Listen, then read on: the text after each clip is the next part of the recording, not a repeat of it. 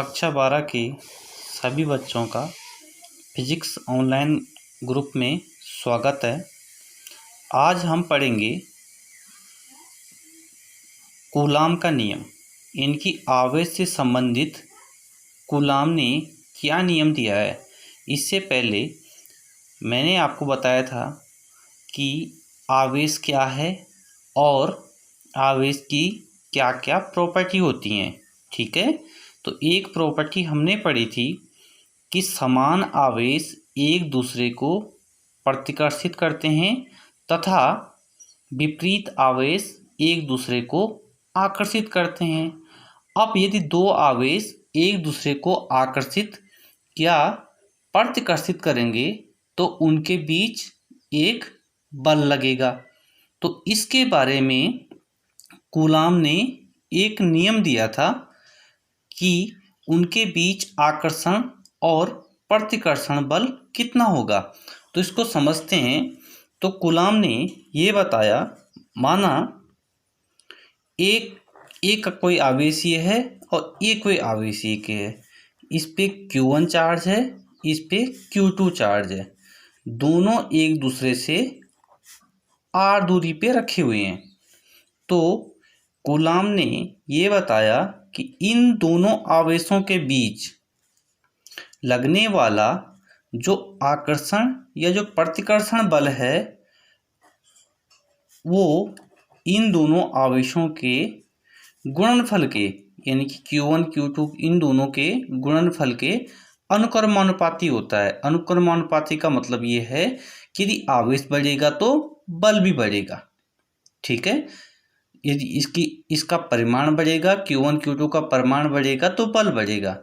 दूसरा उन्होंने इसको इक्वेशन फर्स्ट, दूसरा उन्होंने ये कहा था कि इन दोनों के बीच लगने वाला आकर्षण और प्रतिकर्षण बल इन दोनों आवेशों के बीच की दूरी के व्युत्क्रमानुपाती होता है। दूरी के वर्ग के व्युत्क्रमानुपाती होता है। इनकी दूरी है r और r का स्क्वायर, तो व्युत्क्रमानुपाती force inversely proportional to F। It means दूरी बढ़ेगी तो बल घटेगा। इनकी अगर ये जब ज़्यादा क्लोज होंगे तो बल ज़्यादा होगा, दूरी बढ़ेगी। मानो ये चार्ज यहाँ से यहाँ जाता है तो इनके बीच लगने वाला बल कम हो जाएगा। इक्वेशन 2, दोनों को अगर हम कंबाइन करेंगे तो F directly proportional to Q1 Q2 upon R square. अब आपने पढ़ा होगा जब प्रोपोर्शनल का साइन हटता है, अनुक्रमानुपाती का निशान हम हटाते हैं तो एक नियतांक आता है, कांस्टेंट आता है। तो F इक्वल टू K नियतांक आ गया, Q1 Q2 upon R square. ये जो है ये कूलाम का नियम है। और जो K नियतांक की जो वैल्यू होती है ये होती है 1/4 पाई एप्सिलॉन नॉट।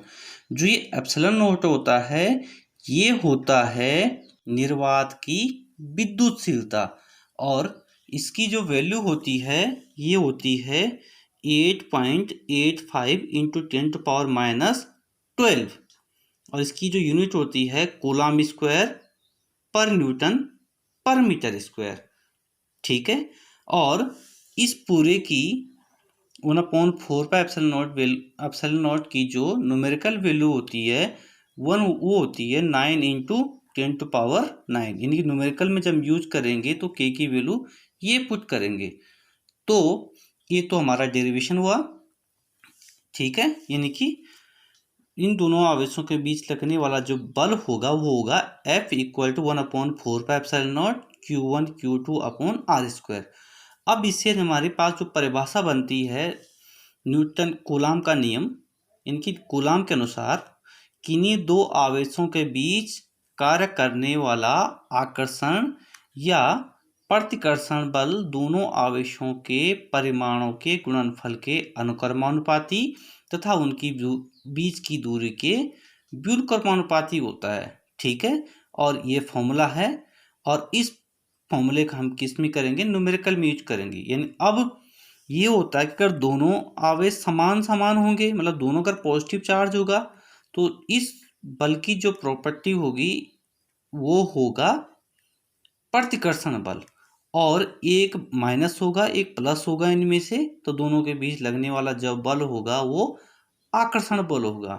ठीक है, तो इस प्रकार ये कूलाम का नियम फिजिक्स में बहुत इंपॉर्टेंट है, और 12th क्लास की जो फिजिक्स है वो सारी इसी पे बेस्ड है।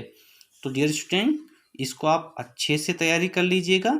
ठीक है, और फिर नए नेक्स्ट टॉपिक में हम इसके आगे पढ़ेंगे।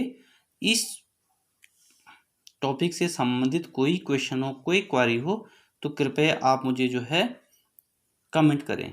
धन्यवाद।